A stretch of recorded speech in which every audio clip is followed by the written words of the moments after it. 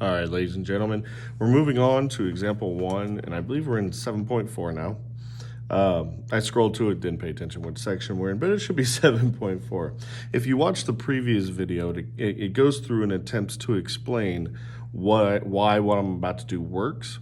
Remember, I tried to make a video that's just how to do it, and another video that tries to support why it's working, just to be able to have ease, because some people don't care about how or why it's working. They just care about what to do. And that's this video. So let's get started. Whenever you see an equation like this, what it is we have two monomials that we're multiplying together. We have the monomial of 2x, and we have the monomial of x minus 4 that is set equal to 0. Now that's going to be important, okay? That our monomials are being multiplied and it's set equal to something. What this means, because let's say that 2x isn't on the other side, or the x minus 4 is not on the other side, what this means is that 2x is equal to 0 and x minus 4 is equal to 0. Because of these two facts, I can solve for x and get the two answers I'm looking for. And I know there's two answers because there's two x's. And remember, x here represents the x-intercept. And when there's two x's, I expect there to be two x-intercepts. So when I do this, I'm going to divide 2x by 2 so I can isolate the x and get x equals 0.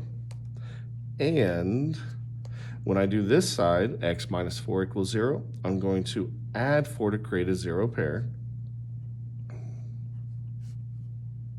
And when I do that, I get x equals 4. So the solution to 2x times the quantity of x minus 4 equals 0 is both 0 and 4.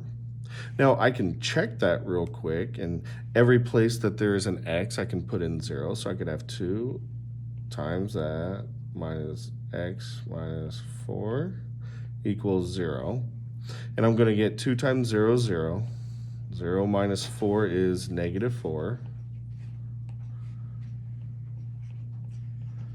And 0 times anything is 0, and 0 equals 0. That's true. Now I'm also going to take a positive 4 and do the same thing. I'm going to plug in 4 everywhere there's an x.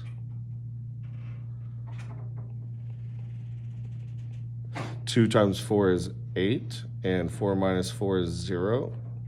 And 8 times 0, anything times 0 is 0. So 0 equals 0. So again, that's a weird check mark.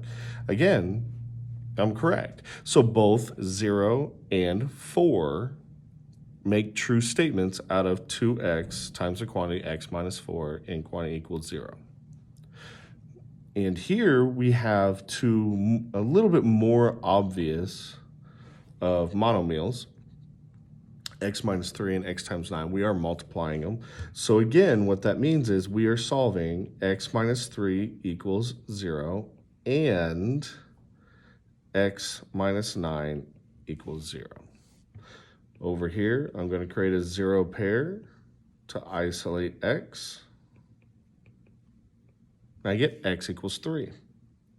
Over on the other side, we're at x minus 9 equals 0. I'm going to add 9 to create a 0 pair to find out that x equals 9. And if you were to substitute both of those in, if I substitute 3 in both places, this side will become 0. 0 times anything is 0. So boom, I'm going to get the answer that I'm looking for, that 0 equals 0. If I plug in 9 for each one, over here I get 9 minus 9 is 0.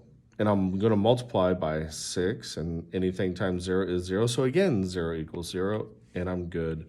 And I've been able to show that in A, the solution is both 0 and 4.